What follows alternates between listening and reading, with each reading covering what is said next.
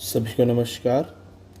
आज हम बात करेंगे कक्षा 11 के इतिहास विषय के पाठ 10 के बारे में, जिसका नाम है मूल निवासियों का विस्थापन।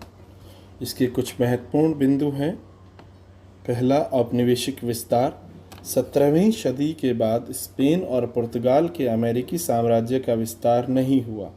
फ्रांस, हॉलैंड और इंग्लैंड जैसे दूसरे देशों ने अपनी व्यापारिक गतिविधियों का विस्तार करना और अमेरिका, अफ्रीका तथा एशिया में अपने उपनिवेश बनाना शुरू कर दिया। सेटलर मीन्स आबादकार शब्द दक्षिण अफ्रीका में डच के लिए, आयरलैंड, न्यूजीलैंड और ऑस्ट्रेलिया में ब्रिटिश के लिए तथा अमेरिका में यूरोपीय लोगों के लिए प्रयोग होता है। नेटिव ऐसा व्यक्ति जो अपने मौजूदा निवास स्थान में ही पैदा हुआ था।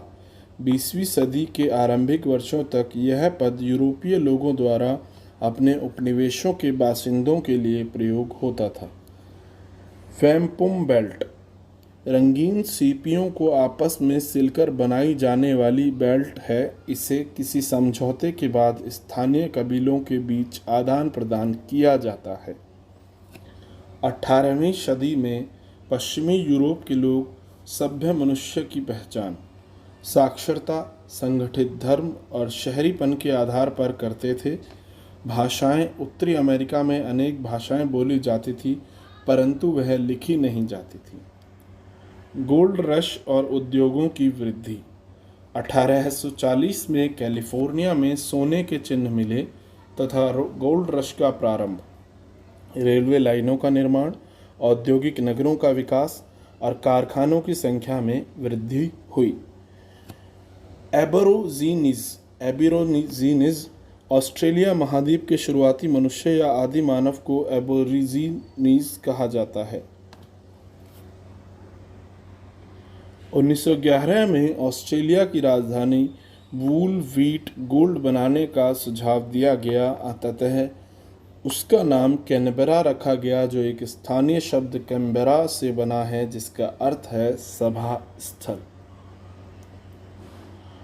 आरंभ में ऑस्ट्रेलियाई मूल निवासियों के साथ दोस्ताना व्यवहार, परंतु हवाई में कैप्टन कुक की हत्या के बाद ब्रिटिशों का रवैया पूरी तरह उलटा गया। इस घटना का इस्तेमाल औपनिवेशिक ताकतों द्वारा अपने हिंसक व अत्याचारपूर्ण व्यवहार के औचित्य को साबित करने के लिए किया गया। उत्तरी अमेरिका के मूल बाशिंदे नदी घाटी के साथ साथ बने गांवों में समूह के रूप में रहते थे।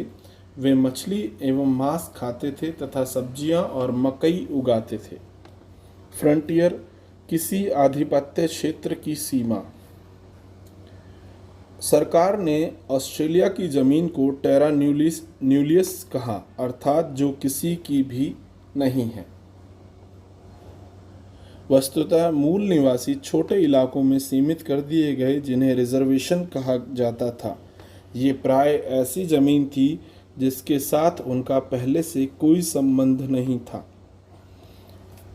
1968 में एक मानवशास्त्री WEH स्टैनर के व्याख्यान द ग्रेट ऑस्ट्रेलियन साइलेंस, महान ऑस्ट्रेलियाई चुप्पी के बाद यहाँ बदलाव की लहर आई।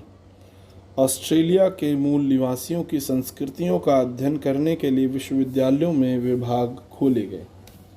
अब बात करें उत्तरी अमेरिका की। उत्तरी अमेरिका के मूल निवासियों का जीवन।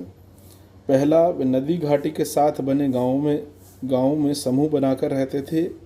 मछली और मांस खाते थे, सब्जियां और मकई उगाते थे। 17वीं सदी से घुड़सवारी की शुरुआत की, जिससे जंगली भैंस वाइसन का शिकार आसान हुआ। आवश्यकता से अधिक उत्पादन नहीं करते थे। जमीन पर नियंत्रण कोई मुद्दा नहीं था। संतोषी व्यक्ति हुआ करते थे।